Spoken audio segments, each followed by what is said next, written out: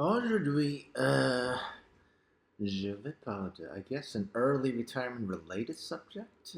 Yet another new fetish term from the internet. Yeah, made up. Totally. Called flextirement. Ooh, yeah. I guess more like regular retirement adjacent. I wonder what it means. So we're going to find out my take on it, at least.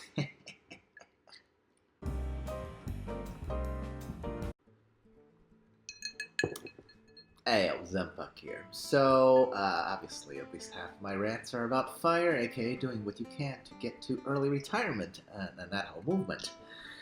I gotta say, that movement's filled with new terms, because it by itself is a new term, right? But that whole thing is not exclusive to FIRE as a topic, right? Today's case in point. Today's topic is a case in point, which is that I think this is probably a little bit easier to absorb for the average person. Okay, I mean, just listen to it. This flextirement concept. It sounds nice and malleable, adjustable, flexible, even, right? We all do love dreaming about retirement so much that we literally call it the golden years, correct? So a more flexible version must be good, right? I mean, totally buzzwords and faddish terms all live up to our expectations of them. Can you hear my internal cynicism radar going in a full blast? Anyway, I'm just kidding. Apparently this term was not actually invented by trolls on the internet, but a real legitimate business publication of Fast Company. If you've ever heard of them, do they inspire a lot of trust in the public? I mean, not to me, but I'm curious whether they do for the rest of you. I will link the original article where this term came from down below, of course, and today I'm going to break down what I got from their definition of this lovely little term, what it means for employers, employees, and what I really think about it. AKA, is this something that normal people should strive for? So, we enjoy a random rant from a dude with clearly no production skills. Like, subscribe, share, comment, or whatever you want. Okay, I'll be great regardless because I just do these for funsies. Hit that bell icon to make sure you don't miss a video. I have no idea what that is, but I'm assuming people who are on YouTube all the time would know it with me. So yes, I'm being hypocritical. Sorry. Now let's start with flextirement for employers, aka companies, aka the man. So what does the employer get out of this idea? Well, let's count them, right? They get to retain their most important employees instead of just kicking the old folks out of the gate forever. In doing so, they retain that thing that's hard to quantify and replace, which is expertise and experience. The example the article gave, I think, is fascinating because it states, hey, maybe your senior sales guy was making $150K at the end of his career. Now you can retain that guy part-time for $60K. Wow, amazing. Pay employee less than half what they used to get and retain all their experience so they can train someone else. Okay, frankly, I'm a little confused how this ratio is supposed to work because from what I read, you could pay someone 40% to retain them part-time, but that would imply at most they'd work 40% of their previous full-time hours. So if they started working full-time at 40 hours, now they would be at what, 16 hours? It should actually be even less than that because, well, usually people get a discount when paying for something, even hours, in bulk. So really, I would assume 40% pay would equate to less than 16, so let's call it 10 to 15 hours. But at that level of hours, oh boy, I believe the company are no longer obligated to pay for their health insurance anymore. So even more savings. Amazing. For the company, okay? Oh my god. Let's move on to flextirement for employees, aka actual people, aka maybe you. Okay, so what does the individual get?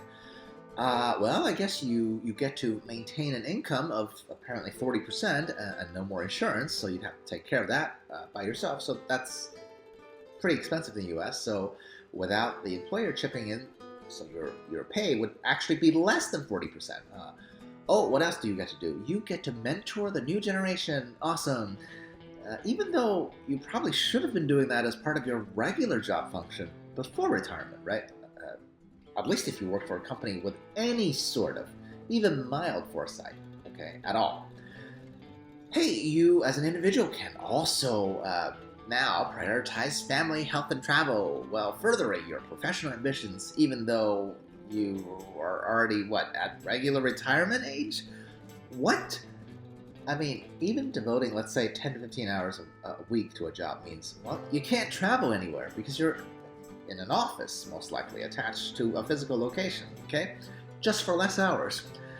And I think this article says, oh, if you take the flex retirement option, you can still further your professional careers? Are you kidding me? There's never been a single person who's a part-timer that rose to the top, or even would ever be promoted. Forget about rising to the top, like ever, okay? Heck, even full-time remote workers used to be at the bottom of the pile, but I guess that's not true anymore, right? If there are a bunch of part-time remote workers, that would be even lower on the corporate rung. Yeah. So let's get to that analysis, shall we? Is this term flextirement good or bad? Well, I am a person, not a company, so I'm going to sympathize with the individual aspect, and I think this term is total BS. The idea seems tailor-made for companies only, especially poorly run companies that has to wait until an employee is already almost at retirement age to then freak out about losing their experience and expertise. I mean, there are many companies like that. I would love to see a system that normalizes, the companies would love to see a system that normalizes paying their most senior employees less dough, possibly no benefits, and still somehow keep them on the hook, essentially. Okay, now for employees, apparently having a part-time job will keep your cognitive functions intact. Okay, that was another positive point that they mentioned. Did you guys know that? I mean, that there's no other way to keep your mind sharp except to keep doing the same job that you've already been doing for literal decades? Does that make any sense to you? Because it does not to me. Okay, the idea of going part-time instead of actual retirement, that is all flextirement is, after all. Okay, now I get it. This can make sense if the employee is simply ill-prepared to actually retire, aka if you don't have enough money. But outside of that need, I see zero reasons anyone would actually want this. Make sense? Oh my god. So, in conclusion, another day, the man generates headlines by making something ridiculously corporate-focused as a thing that's good for everyone. This is a Trojan horse, okay? If you can't afford to retire, sure, keep working. Simple as that, right? But do not ever think if a company wants to pay you less and still keep you on the hook, that's doing you, the person, any favors, okay? To be honest, I have to hope that this type of article, because this came out like late last year, I hope this is generated by AI or something. Because, frankly, it would be a shame if a human being would pander so hard to corporate interests to write this dribble. I mean, so, am I off my rockers? You guys still want to be chained to an overlord, but just for like less pay? Please comment below and let me know. Otherwise, cheers. I'll approach it.